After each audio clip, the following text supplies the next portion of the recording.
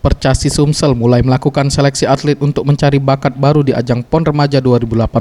Di Kalimantan Timur, sebanyak 20 atlet dari Sekolah Akademi Catur Sumsel usia di bawah 20 tahun disiapkan untuk menjalankan program PON Remaja 2018. Menurut Mursilici Aman, Sekretaris Percasi Sumsel mengatakan untuk seleksi ini menggunakan format kompetisi. Setiap peserta akan menjalankan 2 pertandingan dan yang menang akan lanjut ke babak berikutnya. Dan hanya 7 orang putra dan putri yang terpilih nantinya akan membawa nama Sumsel untuk bertarung di PON Remaja 2018 di Kalimantan Timur.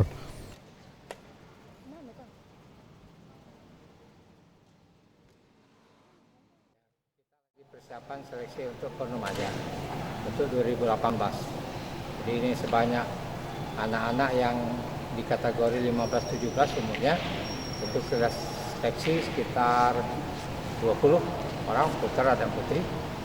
Nah, ini diseleksinya jangka panjang karena ini sistem kompetisi penuh.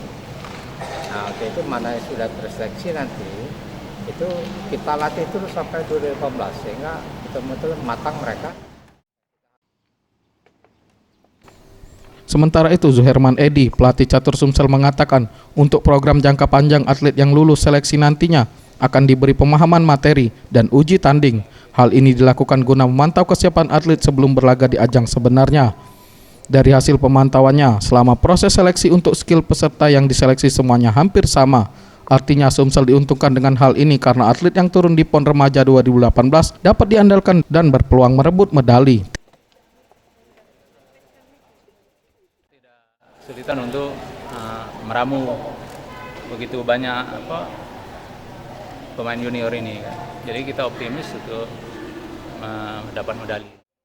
Tim Liputan Sriwijaya TV.